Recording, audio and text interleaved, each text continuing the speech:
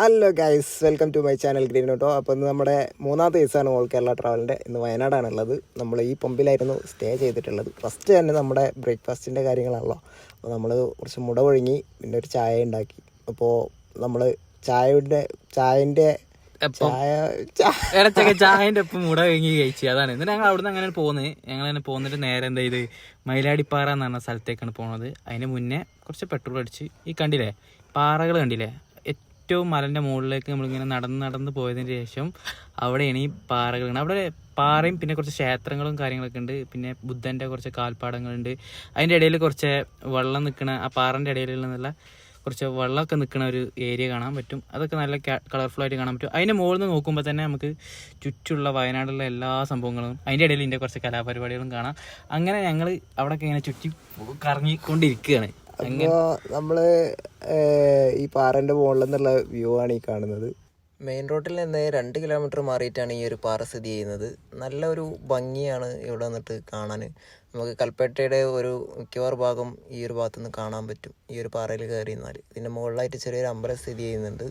ശ്രീബുദ്ധൻ്റെ കാൽപ്പാടുകൾ ഇതിൽ ഈ പാറയിൽ ഉണ്ടെന്നാണ് പറയുന്നത്. നമുക്ക് കണ്ടിട്ടില്ല. ഞങ്ങളിങ്ങനെ അവിടെ നിന്ന് ഇങ്ങനെ പോന്നിട്ട് കാരാപ്പുഴ ഡാമിൻ്റെ അടുത്തുണ്ട് അഡ്വഞ്ചർ പാർക്ക് ഗാർഡനൊക്കെ. അതിലേക്കാണ് ഞങ്ങൾ പോയത്. അവിടെ എന്ന് പറഞ്ഞാൽ കുറേ വിദേശത്തുള്ള ആൾക്കാരും മറ്റുള്ള ആൾക്കാരൊക്കെ വന്നിട്ട് പാർക്ക് ഏറ്റവും നല്ല മനോഹരമായിട്ടുണ്ട്. അപ്പോൾ അതിലത്തെ വിശേഷങ്ങളും ദൃശ്യങ്ങളൊക്കെയാണ് ഈ കാണാൻ പോകുന്നത്. അവിടെ ഞങ്ങൾ കുറച്ച് നമ്മളതായ കുറച്ച് കലാപരിപാടിയൊക്കെ ചെയ്യാൻ നോക്കി, പക്ഷെ ഒന്നും ഫെയിലായി. എന്താ വെച്ചാൽ പ്രാങ്കൊക്കെ ചെയ്യാൻ നോക്കി, പക്ഷെ അത്രമാത്രം വിജയിച്ചില്ല.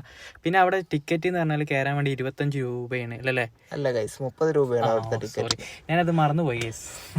അപ്പോൾ ഒരാൾക്ക് 30 രൂപയാണ് ടിക്കറ്റിന് വരുന്നത്. കുട്ടികൾക്കൊക്കെ പറ്റിയ അത്യാവശ്യം കാണാനും കളിക്കാനൊക്കെ പറ്റിയ സ്പേസ് ഉണ്ട്. പിന്നെ ഡാമാണ് ഇതിൻ്റെ തൊട്ടടുത്ത് കിടക്കുന്നത്. പക്ഷേ ഇവിടുത്തെ മെയിൻ പോയിന്റ് എന്ന് പറയുന്നത് ഈ പാർക്ക് തന്നെയാണ്. ഡാം നമ്മൾ പോയി നോക്കിയിട്ടില്ല സത്യം പറഞ്ഞാൽ. ഈ ഡാമിൽ തന്നെ ഇതിൻ്റെ അടുത്തുള്ള ഈ പാർക്കിൽ തന്നെ നിന്നിട്ട് കുറേ ടൈം ചെലവഴിച്ചു. അതുകൊണ്ട് നിങ്ങൾക്ക് ഡാമിലേക്ക് പോകാൻ പറ്റില്ല. അപ്പുറത്തേക്ക് നോക്കിയാൽ ചെറുതായിട്ട് കാണാൻ പറ്റും, പക്ഷെ കൂടുതൽ വിവരങ്ങളൊന്നും കൊടുത്തിട്ടില്ല. കാരണം ഈ പാർക്ക് തന്നെ അത്യാവശ്യം കാണാനും കളർഫുൾ ആയിട്ടുള്ള കുട്ടികൾക്ക് കളിക്കാനും മറ്റു കാര്യങ്ങളൊക്കെ ഉണ്ട്. നല്ല ഭംഗിയുള്ളൊരു പാർക്കാണ് ഗൈസ്. എല്ലാവരും ഇവിടെ വരണം. വയനാട് വരുന്ന എല്ലാവരും ഈ ഒരു കാരാപ്പുഴ പാർക്കിലൊന്ന് വരണം എന്ന് നമ്മളൊരു അപേക്ഷയാണ്. പിന്നെ നമ്മൾ ചെറിയ 1-2 പ്രാങ്ക് ഒപ്പിക്കാൻ നോക്കിയതാണ്, പക്ഷേ ഇവിടുത്തെ പ്രാങ്ക് നമ്മളിത് ഫെയിലായിട്ടുണ്ട്. എന്നാലും അതിൽ നല്ല ക്ലിപ്പുകൾ നോക്കിയിട്ട് നമ്മൾ ചാനലിൽ ഇടുന്നതാണ്. എല്ലാവരും കണ്ട് സപ്പോർട്ട് ചെയ്യാം. അപ്പോൾ അത് നമ്മൾ ഇതിൻ്റെ ഐ ബട്ടണിലൊക്കെ കൊടുക്കും കേട്ടോ. അപ്പോൾ അതൊക്കെ ഒന്ന് കണ്ടിട്ട് സപ്പോർട്ട് ചെയ്യാം. പിന്നെ നമ്മുടെ ഡിസ്ക്രിപ്ഷനിൽ അതിൻ്റെ ലിങ്കും അതുപോലെ കുറേ കാര്യങ്ങളും ഡീറ്റെയിൽസൊക്കെ നമ്മൾ കൊടുക്കും.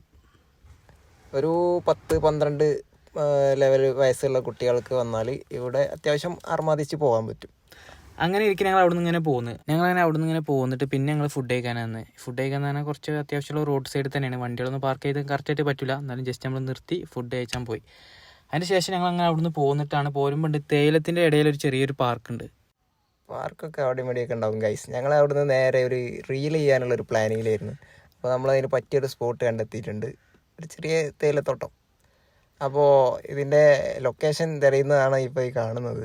പക്ഷേ റീൽസൊക്കെ ഞങ്ങൾ ഇതിൻ്റെ ഡിസ്ക്രിപ്ഷനിൽ ഇട്ടേക്കേട്ടാ, അതിൻ്റെ ആയിട്ട് കൊടുത്തോളാം ഗൈസ്. ഈ ഒരു ഭാഗം ഏതാണെന്ന് നിങ്ങൾക്ക് പരിചയം ഉണ്ടാവും. എല്ലാവരും വന്നിട്ടില്ല. വയനാട് വരുന്ന എല്ലാവരും, ഒട്ടുമിക്ക എല്ലാവരും വരാൻ സാധ്യതയുള്ളൊരു സ്ഥലമാണിത്. കാരണം നമ്മുടെ ചുരത്തിൻ്റെ അടുത്ത് തന്നെയാണ് സംഭവം സ്ഥിതി ചെയ്യണത്. ഒന്ന് നിങ്ങൾ കമൻറ്റ് ചെയ്യും നിങ്ങൾക്ക് അറിയുന്നുണ്ടെങ്കിൽ. അപ്പോൾ കമൻറ്റ് ചെയ്യുന്നതിന് മുമ്പ് ഞങ്ങൾ എന്തായാലും ഇത് പറഞ്ഞു തരാം. കാരണം ഇതാണ് നമ്മുടെ പൂക്കോട്ട് ലേക്ക് അല്ലേ? പറഞ്ഞ കുഴപ്പമുണ്ടാ? കൊളാക്കണ്ടായിരുന്നു. പക്ഷെ പിന്നെ ഇത് എന്ന് പറഞ്ഞാൽ നിങ്ങൾക്ക് എല്ലാവർക്കും അറിയാം, പക്ഷെ ഞങ്ങൾ പറയണില്ല ഇത് ഏതാ സ്ഥലം. നിങ്ങൾ കുറച്ച് ബുദ്ധിയുള്ളവരൊക്കെ ആണെങ്കിൽ ഒന്ന് കമൻറ്റ് എടുത്ത് ഇപ്പോൾ വയനാടിൻ്റെ ഏത് ഭാഗത്തായിട്ട് വരും. പിന്നെ ഇത് വയനാടാണെന്നാണോ അതോ കോഴിക്കോട് ജില്ലയിലാണോ എന്ന് നിങ്ങൾക്ക് അറിയോ?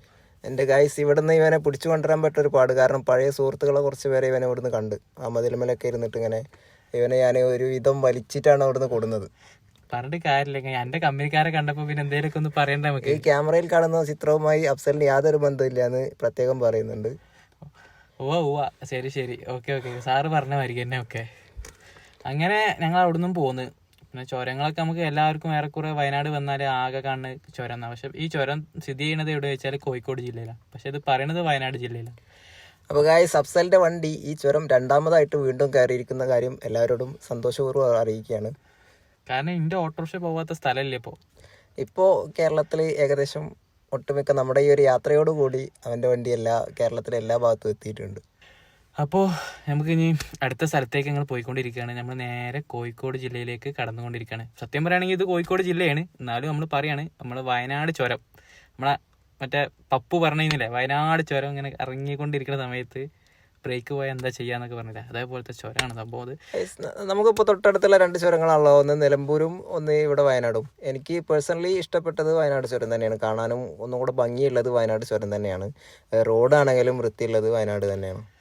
അപ്പോൾ അതൊക്കെ തന്നെ പറയാനുള്ളത്. ചുരങ്ങൾ എന്ന് പറഞ്ഞാൽ ചിലർ ഛർദി അങ്ങനെയുള്ള കാര്യങ്ങളൊക്കെ ഉണ്ടാവും, പക്ഷെ ഞങ്ങൾക്ക് ആർക്കും അങ്ങനെയൊന്നും ഉണ്ടായില്ല. അപ്പോൾ അതൊക്കെ ശ്രദ്ധിക്കുക, പ്രത്യേകിച്ച് നല്ല രീതിയിൽ വണ്ടി ഓടിക്കുക, അതാണ് എനിക്ക് പറയാനുള്ളത്. അങ്ങനെ അവിടുന്ന് ഞങ്ങൾ പോന്നു. ഇപ്പോൾ കോഴിക്കോട് ജില്ലയിലെ എന്താന്ന് പറയാ സ്ഥലത്തിന്റെ പേരൊന്ന് പറയണ മൊത്തേ ഗൈസ്, ഈ സ്ഥലത്തിന്റെ പേര് എനിക്കറിയില്ല ഗൈസ്. അപ്പോൾ നമ്മുടെ ഇന്നത്തെ യാത്ര ഏകദേശം വൈൻഡപ്പ് ചെയ്യാനായിട്ടുണ്ട്. വയനാട് ഏകദേശം നമുക്ക് പറ്റുന്ന ഭാഗങ്ങളൊക്കെ നമ്മൾ കറങ്ങിയിട്ടുണ്ട്. അപ്പോൾ ഇനി നേരെ നമ്മുടെ സൈഡാക്കാനുള്ള സ്ഥലം തേടിയിട്ടുള്ള പോക്കാണിത്.